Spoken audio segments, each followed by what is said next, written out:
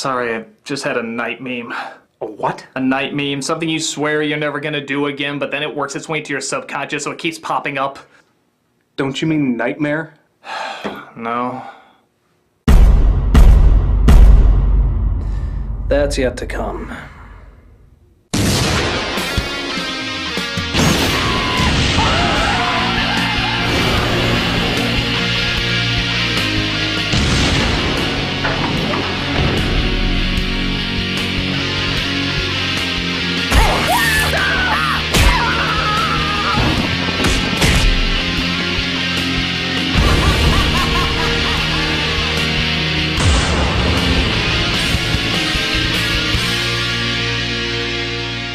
Hello, I'm the Nostalgia Critic guy. Remember it so you don't have to.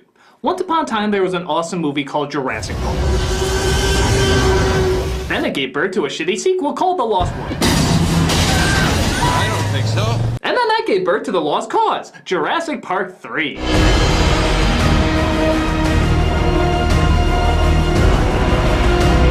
This is the one that many people consider to be the absolute worst of the series. But is it really the worst? I mean, don't get me wrong, it's a bad movie. It's a complete waste of time. But in a strange way, it kind of knows it's a waste of time. So it doesn't even try to be anything big and massive like its predecessors. On the one hand, it's kind of refreshing, as it's only an hour and a half long instead of 2.5 hours, and most of the time is focused on the dinosaur chases and not annoying characters. Ben! Well, I said most. But does that mean the movie should be hated more or less? It's kind of like punishing a child for doing nothing wrong, but the punishment is so ridiculously lenient that it's obvious the child isn't going to learn his lesson. What's more tragic, the child wrongfully being punished or the parent not giving a crap if the punishment's effective? Let's finish off this trilogy. 60 million years in the suck. This is Jurassic Park 3. It begins with a kid paragliding with some tour guides along the island from the second film that's apparently restricted. And in case that wasn't clear for all the kindergartners this movie was made for, they write it in big cartoon letters to clarify. Thank you. Why don't you just spell it out a little bit more in case we're too fucking stupid to follow?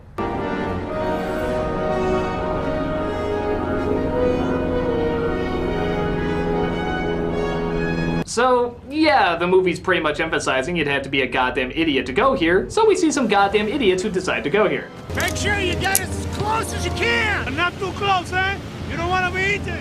I mean, come on. They know they're taking a kid into a restricted area filled with fucking dinosaurs. What could possibly go? Yeah, after the dinosaurs eat the boat, the kid and the other guy, obviously there just to get eaten, cut loose and get blown onto the island. This leads us to Dr. Grant, a man who says he has no interest in returning to Jurassic Park unless he's paid a shit ton of money. He's played by Sam Neill, a man who says he has no interest in returning to Jurassic Park unless he's paid a shit ton of money. Hey, can't fault good casting.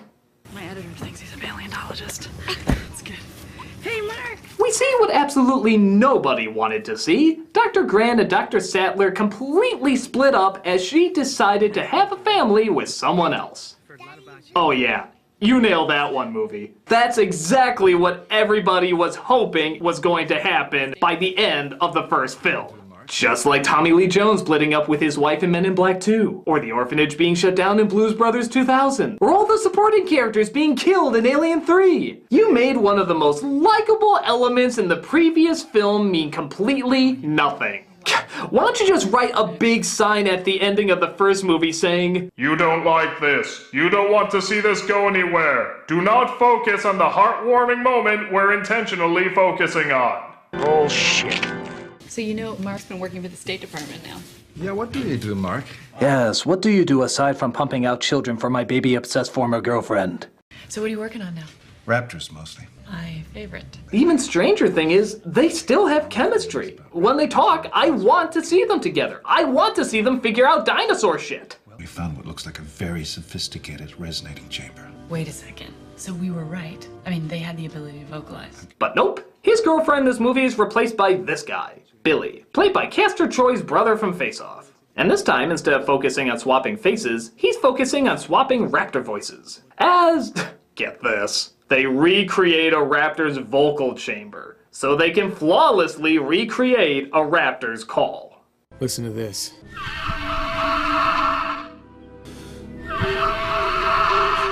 Yeah, I'm sure that's how it works.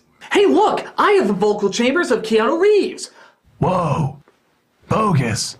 Somebody put me in a good movie. But it comes too late, as Dr. Grant has to go from fundraiser to try and raise money to continue his digging work. Does anyone have a question? Does anyone have a question that does not relate to Jurassic Park? Hey, it's like the real Sam Neill at a comic convention.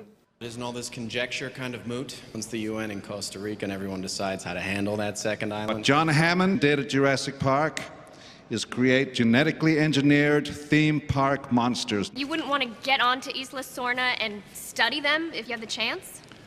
No force on earth or heaven could get me on that island. That's right, no force on heaven or earth could possibly get him on that island. Except for the exact same thing that got him there in the first one. I could write all kinds of numbers on this check, Dr. Grant. This expedition is run by Paul Pussy and Amanda Pussy, played by William H. Macy and Taya Leone, who tell Dr. Grant they want to explore Isle sequel on a plane for their anniversary. And because this movie is just eager to get itself over with, he blindly agrees. But he can't help but feel something terrible lies in the future.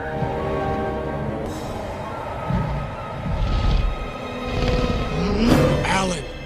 Alan. And that was our first big scare, everybody. A prehistoric version of the Muppet Show.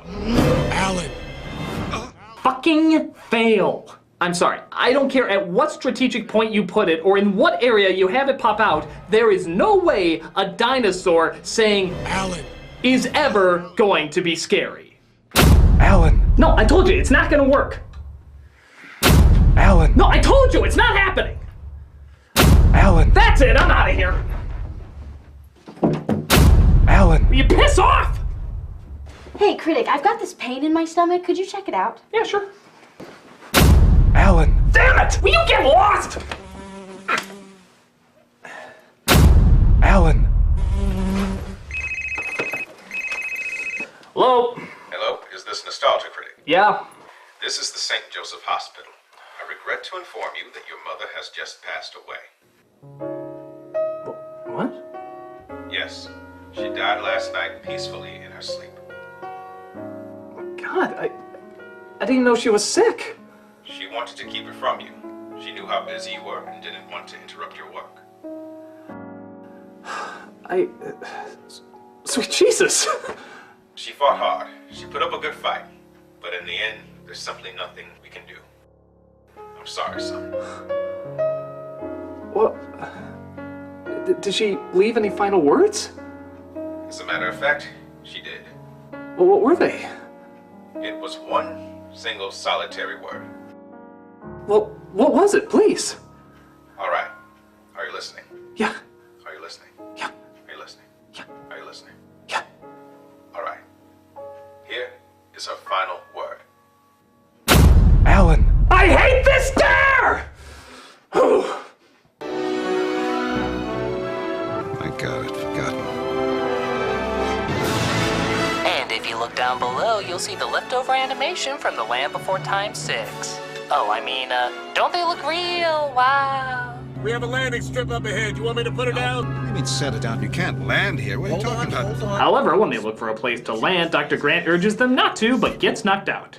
When he wakes up, he finds out that the whole point of this journey wasn't to just go sightseeing, but to bring back their son who got lost while paragliding. They also have little to no money, are currently divorced, and really enjoy annoyingly shouting their son's name. Eric! Eric! Eric! Eric! Eric!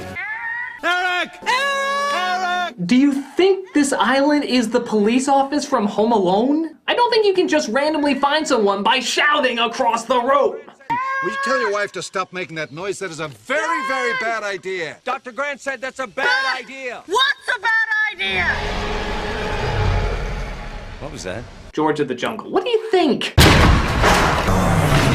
So as our team is clearly wondering why the hell they didn't bring a helicopter, seeing how they don't need a runway, the plane is knocked over by something obviously hungry for extras. Oh, please let this be one of those monster movies where the black guy doesn't get. God damn it! It's okay. Just use the bullhorn to call the police. Alright, you guys go ahead. I'm gonna keep looking for you in here. Oh, hey, I see what you did there. But sure enough, who makes another appearance? I'm the motherfucking T-Rex! Yeah! Motherfucker! Yeah! Go in there and teach that squiggly jawed bitch! Yeah! Yeah!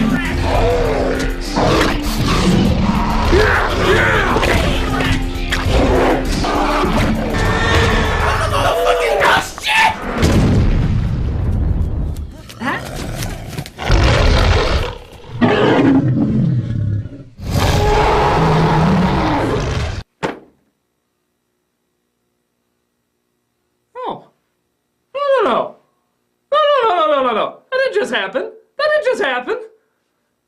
That was the motherfucking T-Rex. Nobody outdoes the motherfucking T-Rex. Who's this bitch that thinks she's the motherfucking T-Rex? She's not the motherfucking T-Rex. In the poster for Transformers 4, the splooging of the dong. That's not a dinosaur that looks like Daffy Duck's beak after it got shot. It's the motherfucking T-Rex. It's like killing off Batman and replacing him with super duper better man. No. There's just some things you do not fuck around with. It's like taking a kid's favorite toy and being like, Hey there, kiddo. You like your Dora the Explorer doll? Sure do. Well, what would you think if I got you a brand new Barbie doll? Oh, that's okay. I love Dora. No, you love Barbie. I'm pretty sure I love Dora. Oh, look at that. Barbie killed Dora. Now you have to love Barbie. Poor Dora. You will care nothing for her. You instead love your Barbie doll. I don't want to. You will love her. No, Daddy, no. wow. I was in a dark place when I wrote that. But what do you expect? Can you really fucking blame me after seeing the motherfucking T-Rex be... I need a break. Here's a donation site to give money to the greatest dinosaur who ever existed. How's a motherfucking T-Rex?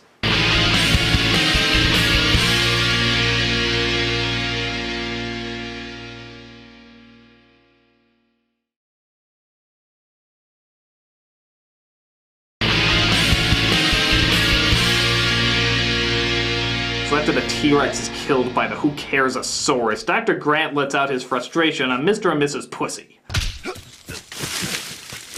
No. Please don't. Stop, please. And as is typical with every Taya Leone performance, Willy Wonka feigning interest still comes off as more convincing. Please don't. Stop, please. Stop, don't, come back. The whole movie, she's like a robot who's trying to figure out this human thing called emotion. Because we have permission to fly low. You're not gonna look for Dr. Grant? You drive 5 miles under the speed limit, Paul. I shot this the morning they disappeared. If he'd been with you, he'd be completely safe. We even have 2 seats reserved on the first commercial flight to the moon. I find it extremely difficult to predict what you will find acceptable. Perhaps hunger will compel you to try it again. It also doesn't help that she breathes through her mouth more than Kristen Stewart does. Look at this scene. She doesn't say a line conveying emotion or anything. It just holds on her fucking leaving her mouth open. It's really kind of baffling. Something to see from the air.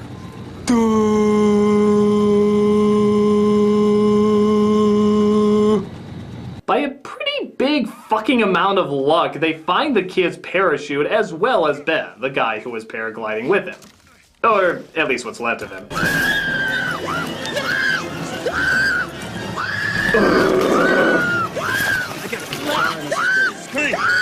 You know, I didn't think it was possible to out-Capshaw Kate Capshaw, but lady, you are seriously cutting off the nuts of my patience. Okay, you're free. I'm gonna go star in an Adam Sandler movie to make his acting look good. Get her back, Mr. Kirby. Amanda! But they come across not the safest of environments. I hate these guys. Things don't get any better when they come across a research lab where the worst kind of raptor is waiting. The Mohawk Raptor. Dude, I just want to be the drummer for Blink 182.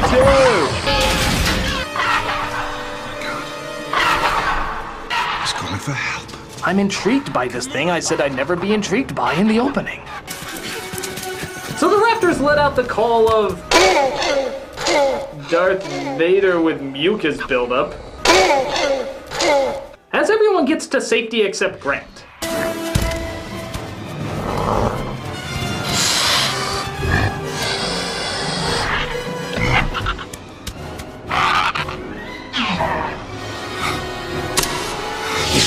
Oh no! Maybe we should have actually eaten him instead of looking at him for a couple seconds. I just wanted another one to say clever girl. Julie! I'm sorry. It was just so cool when he said it. I just wanted to hear somebody else say it again. You are so insecure, Julie. Shut up! You shut up! Thank God Princess Mononoke comes in to save the day, which turns out to be Eric Von Plotpoint. When the engine cleared out, they left a lot of stuff behind. Any weapons? No. I just used the last of the gas grenades. Eric, I had to tell you, I'm astonished that you've lasted 8 weeks on this island. Is that all it's been? Okay, I'm all for strong kid characters contributing more to a story aside from being a helpless waif, but 8 weeks on his fucking own? On a goddamn island filled with dinosaurs? This is T-Rex P. How'd you get it? You don't want to know. Why the hell did we even need to rescue this kid? We could just drop a bunch of paper clips and a balloon and he'd have an army-style raft in a millisecond. They shouldn't be saving that kid, he should be saving them. Did you read Malcolm's book? It was kind of preachy. And too much chaos. Everything's chaos. It seemed like the guy was kind of high on himself. That, and he included all his ums. Who does that? But when looking for one another, they hear a phone ring and conclude that it must be the other group. I knew it! Oh, God. However, strangely enough, neither of them seem to have the phone. I don't have it. I loaned it to Nash. He must have had it when he...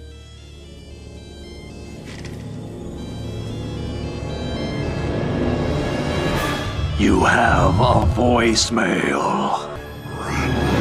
Boy, strange how they could hear the ring of a tiny phone and yet the giant clomping sounds of a monster even bigger than the T-Rex who shook the ground whenever she walked for some reason didn't catch their ears.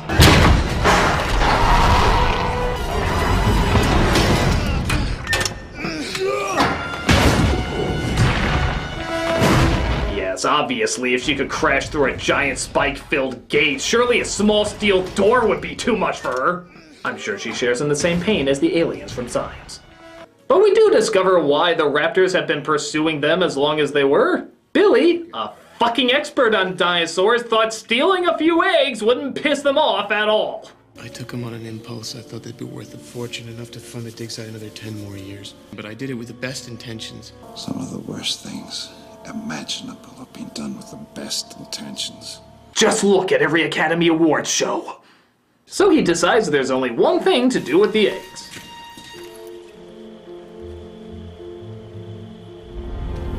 Destroy it! What if they catch us with them? What if they catch us without them? I thought we agreed we do not negotiate with raptors. So Indiana Schmo tries to leave them out safely, but guess what the fuck they come across? More dinosaurs! Oh God, Terry's never been the same since they canceled Pee-wee's Playhouse. Will you come outside and play with me? Will you go outside and play with me now? Huh. I guess the mother wants the kids to work for their food? I know whenever I feed a baby, I put the food at least 5 feet away from them. Lazy bastards should work for their own damn grub. Of course, he manages to pack the parachute perfectly, despite it being ripped up by a tree, and manages to save the kid.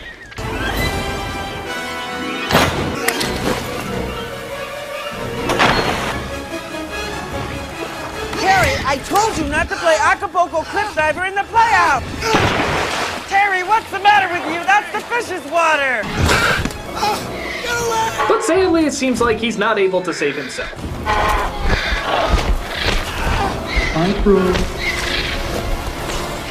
Despite the loss of their wingman, they still managed to throw in a few seconds of, oh yeah, dinosaurs are magical and shit. And I mean literally a few seconds. 37 to be exact. 37? Yeah, 37. This whole movie is like a Jurassic Park paint by numbers. There's no flow or segue, it's just hitting the points you know you need to hit. Hit the build-up, hit the big dino moment, hit the little dino moment, hit the ooh-ah moment. Except in that ooh and ah moment, not only is it incredibly short, but the dinosaurs aren't even that whimsical looking. They look creepy as fucking shit. They look like Purplesaurus crossed with that new faceless Joker. This isn't charming, it's scary as hell. Ooh. Well, thankfully they come across one of the intentionally scary ones, though. This ought to get a few thrills at least.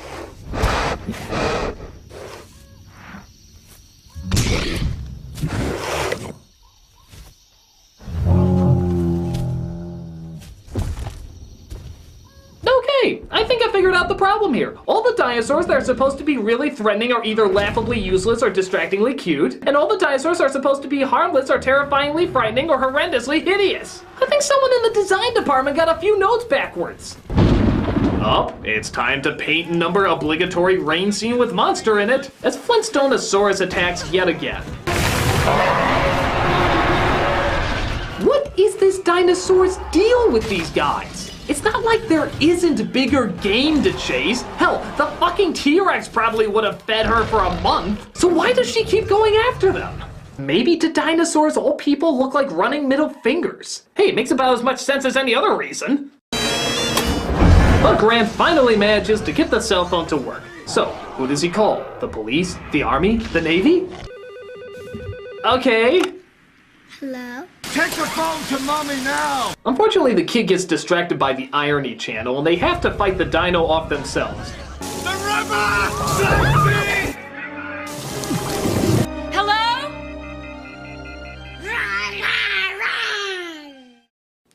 Well, to be fair, that was scarier than most of the other dinosaurs in this movie.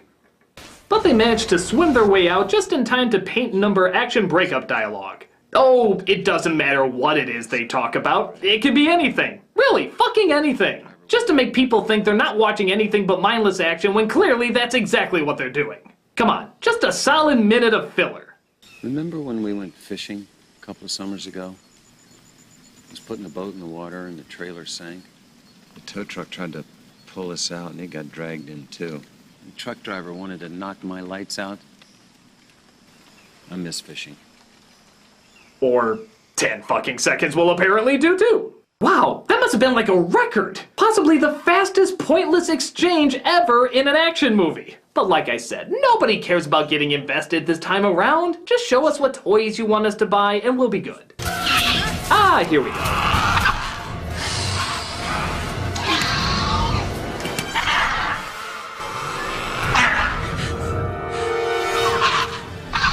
Okay, these are built up as like the greatest hunters. Why do they always just look at them instead of attacking them and or getting their eggs back?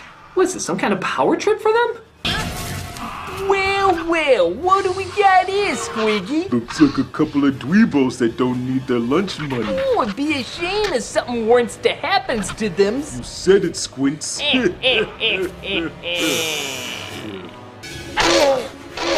But, of course, Grant manages to communicate with them via bullshit horn. The translation might have gotten a little jumbled, though.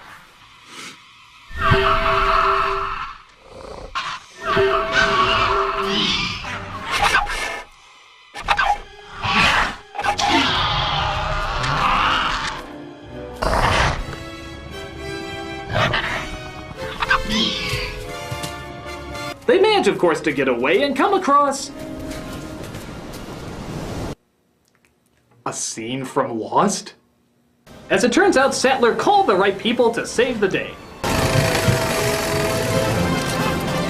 Thank God we dropped off that guy in the suit totally alone ahead of time, or else you'd be less likely to commit that visual to memory. Okay, hold on. So a scientist who's not very rich or famous gets help to go after another scientist who's not very rich or famous and gets the fucking army. But when a little kid who would obviously make headlines if he showed up dead is in trouble, what do we get?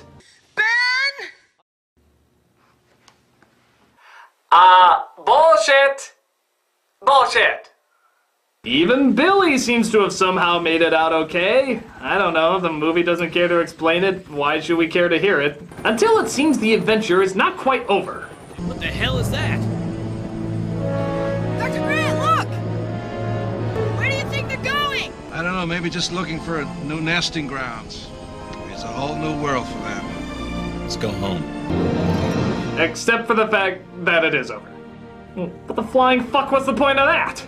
Oh good, the things that try to peck our dicks off are looking for a new nesting ground. Whoopity fucking do, why is this worth mentioning? Hell, why are you even trying to make it look like a good thing? Killer dinosaurs can take flight and are flying towards your homes. What's with the whimsy music? This is horrifying news. Henry, is that America? Yes, my dear Feifel, there is still so much America left to eat. Will we devour them all? Yes, Feifel, we will make their insides their outsides. Ha ha ha ha. And that's Jurassic Park 3. Is it the worst of the series? Kinda, sorta. But it is mercifully short. At only an hour and a half, the film plays more like a B movie. Just bring in who you like, get them into action quickly, and then have them leave just as quickly. While Lost World was technically a bigger film, it was so long and so heavy-handed with its message and bland characters that I remember it being more painful to sit through. Here, the movie kind of knows it has no reason to exist, so it just sort of comes and goes. It's obvious less effort is put into it, so it's kind of hard to get truly that angry with it. It comes off as less of an insult and more something that obviously is just pointless in its existence. I guess in the long run, it's a personal preference which one is the worst. But one thing is definitely for sure. That is one big pile of shit. No, that's what I'm going to take on this movie, because not only does it deserve it, but it would also make it at least a little bit more interesting. I'm the nostalgia critic, I remember it, so you don't have to.